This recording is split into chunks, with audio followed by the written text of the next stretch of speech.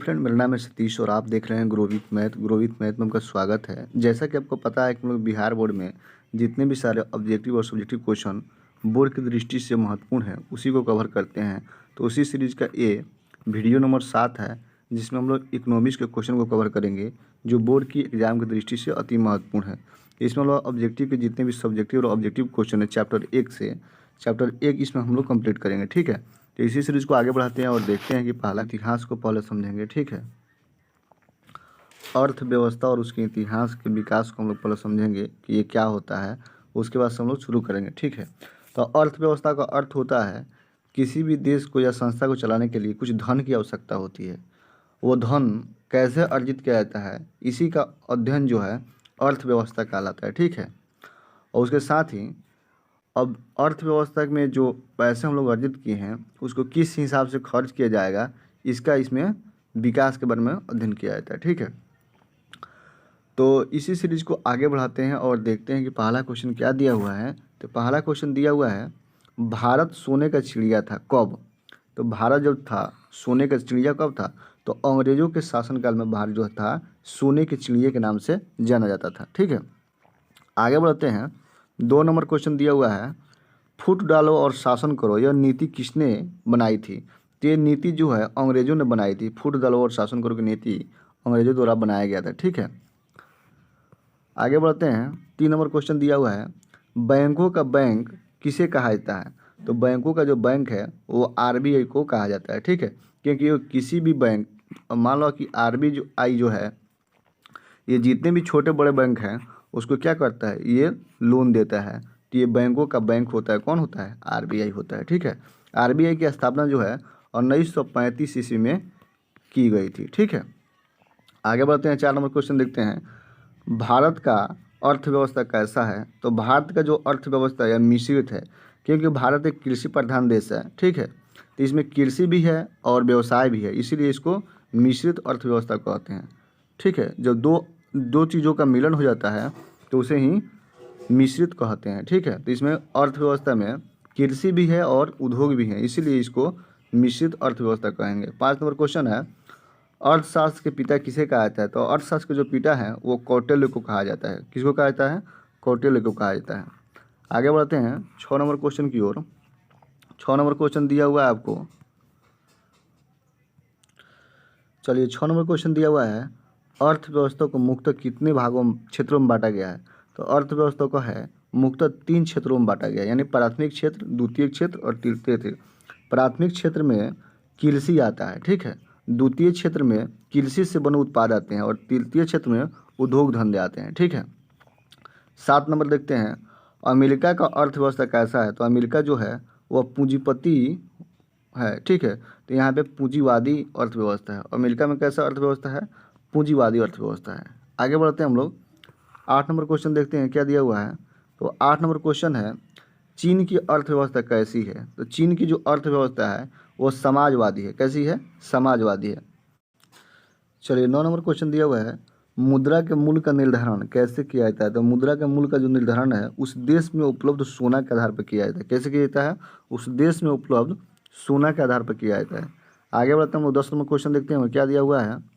तो 10 number question दिया हुआ है, विदेशी व्यापार किस मुद्रा में किया जाता है। तो विदेशी जो व्यापार हैं वो डॉलर में किया जाता है, क्योंकि डॉलर सबसे महंगा मुद्रा होता है, इसीलिए कोई भी व्यापार जो होता है विदेशी व्यापार वो डॉलर में ही किया जाता है। ठीक है, आगे बढ़ते हैं 11 नंबर क्वेश्चन देखते हैं क्या दिया हुआ है, अमेरिका के मुद्रा का नाम है। अमेरिका का जो मुद्रा है वो क्या नाम है उसका। तो उसी का नाम डॉलर है, क्योंकि वो सबसे ज़्यादा अमीर देश है। ठीक है, तो वहाँ की मुद्रा क्या है, डॉलर है। 12 नंबर क्वेश्चन है, राष्ट्रीय विकास परिषद का गठन कब हुआ था। तो राष्ट्रीय विकास परिषद का गठन 6 अगस्त 1952 ईस्वी को हुआ था। उसे एनडीसी शॉर्टकट में जानते हैं, राष्ट्रीय विकास परिषद को, नेशनल डेवलपमेंट कॉरपोरेशन। ठीक है, आगे बढ़ते हैं हम लोग 13 नंबर क्वेश्चन देखते हैं क्या दिया हुआ है। तो 13 नंबर क्वेश्चन दिया हुआ है, भारत में योजना आयोग का गठन कब किया गया था। तो भारत में जो है योजना आयोग का गठन 15 मार्च 1950 ईस्वी को किया गया था। ठीक है, 14 नंबर क्वेश्चन है, भारत में प्रथम पंचवर्षीय योजना कब लागू की गई थी। तो भारत में प्रथम पंचवर्षीय योजना 1951 ईस्वी में लागू की गई थी। ठीक है, 15 नंबर क्वेश्चन है, प्रथम पंचवर्षीय योजना का उद्देश्य क्या था? तो प्रथम जो पंचवर्षीय योजना का उद्देश्य था वह कृषि का विकास था, और द्वितीय पंचवर्षीय योजना का उद्देश्य जो पूछेगा तो उसमें हो जाएगा उद्योग धंधा। ठीक है, आगे बढ़ते हैं हम लोग। 16 नंबर क्वेश्चन देखते हैं क्या दिया हुआ है। तो 16 नंबर क्वेश्चन दिया हुआ है, आर्थर लेविस कौन था? तो आर्थर लेविस जो था वह अर्थशास्त्री था। ठीक है, 17 नंबर क्वेश्चन देखते हैं, द्वितीय पंचवर्षीय योजना का उद्देश्य क्या था? उद्योग धंधा। आगे ही बताया था आपको कि द्वितीय पंचवर्षीय योजना जो पूछेगा ना उसमें उद्योग धंधों को बढ़ावा दिया गया था। 18 नंबर क्वेश्चन देखते हैं क्या दिया हुआ है। 18 नंबर क्वेश्चन है, चलिए 18 नंबर क्वेश्चन दिया हुआ है, भारत का सबसे बड़ा व्यावसायिक बैंक कौन? तो व्यावसायिक बैंक जो है वो SBI है। कौन है? SBI है। आगे बढ़ते हैं हम लोग, आगे बढ़ते हैं, देखते हैं 19 नंबर क्वेश्चन क्या दिया हुआ है। तो 19 नंबर क्वेश्चन दिया हुआ है, प्रति व्यक्ति आय हम लोग कैसे निकालते हैं? तो प्रति व्यक्ति जो आय निकालने की बात होगा तो राष्ट्रीय आय बटा देश की कुल जनसंख्या से भागा दे देंगे तो हम लोग प्रति व्यक्ति आय निकल जाएगा। ठीक है, 20 नंबर क्वेश्चन है, भारत का सबसे धनी राज्य कौन सा है? तो भारत का सबसे धनी राज्य जो है वो गोवा है। ठीक है, 21 नंबर क्वेश्चन है, मानव विकास की श्रेणी में भारत का दुनिया में कौन सा स्थान है? तो 126वां स्थान है। ठीक है, आगे बढ़ते हैं हम लोग। चलिए 22 नंबर क्वेश्चन देखते हैं क्या दिया हुआ है, संपूर्ण क्रांति किसे नेतृत्व में चलाया गया था? संपूर्ण क्रांति जो है किसके नेतृत्व में चलाया गया था? तो ये जयप्रकाश नारायण के नेतृत्व में चलाया गया था।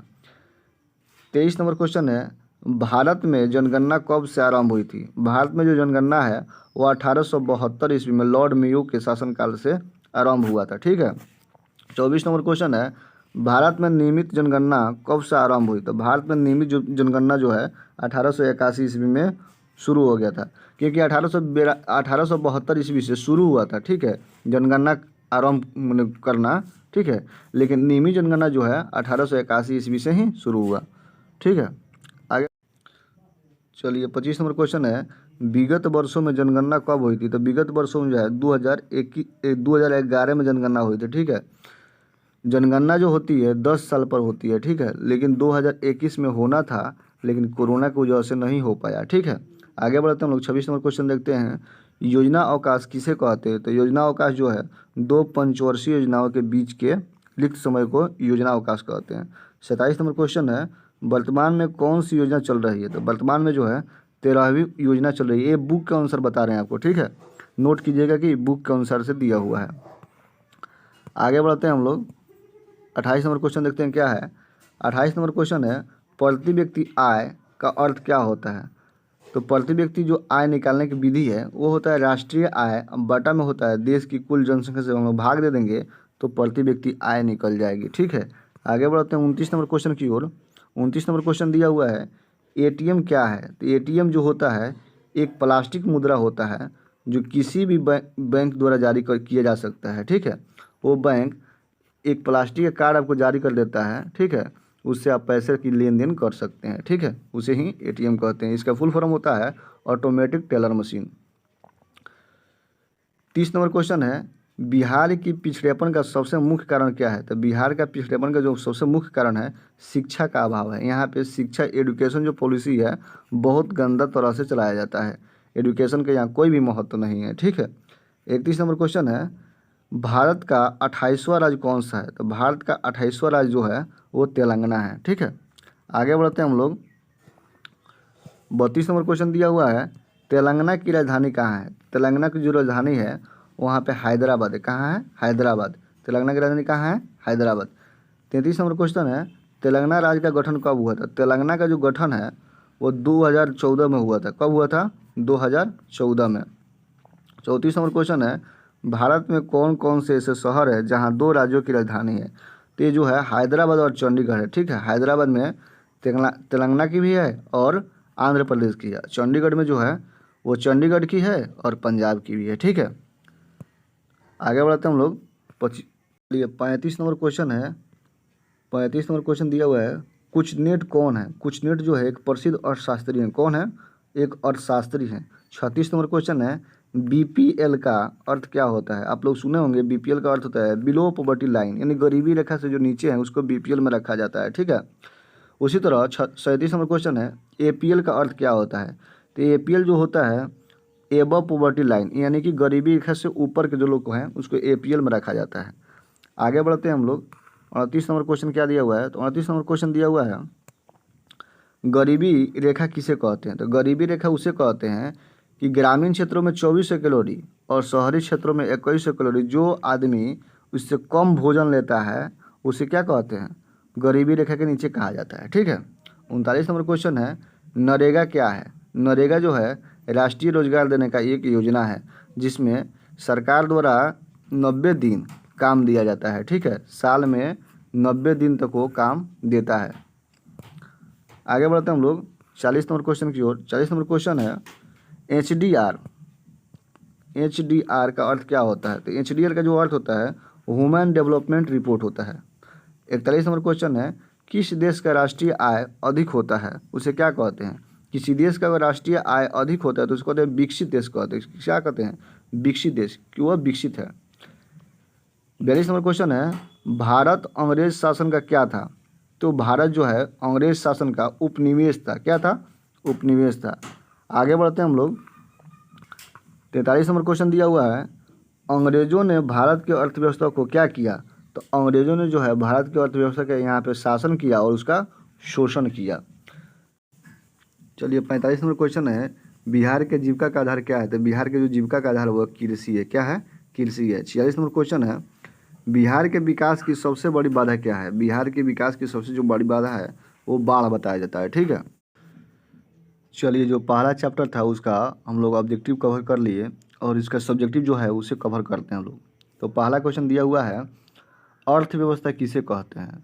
तो समान शब्दों में हम लोग समझेंगे कि अर्थव्यवस्था किसे कहते हैं। तो अर्थव्यवस्था मानव के विकास की श्रेणी में अर्थव्यवस्था एक ऐसी प्रक्रिया है जिसके अंतर्गत अनेक प्रकार के आर्थिक क्रिया संपादित की जाती है। इसके अंतर्गत कृषि, व्यापार, उद्योग, बैंकिंग, बीमा, परिवहन, संचार आदि सब सम्मिलित रूप से शामिल होते हैं। ठीक है।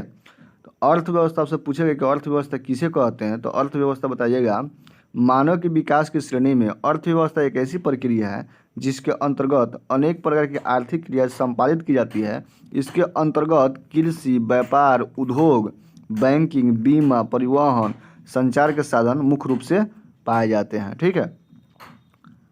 चलिए आगे बढ़ते हैं हम लोग। चलिए 2 नंबर क्वेश्चन दिया हुआ है मिश्रित अर्थव्यवस्था क्या है? तो मिश्रित अर्थव्यवस्था के बारे में समझेंगे। वैसी अर्थव्यवस्था जिसमें किसी निजी क्षेत्र का भी सहयोग हो और आर्थिक क्षेत्र का भी सहयोग हो उसे क्या कहेंगे? मिश्रित अर्थव्यवस्था कहेंगे।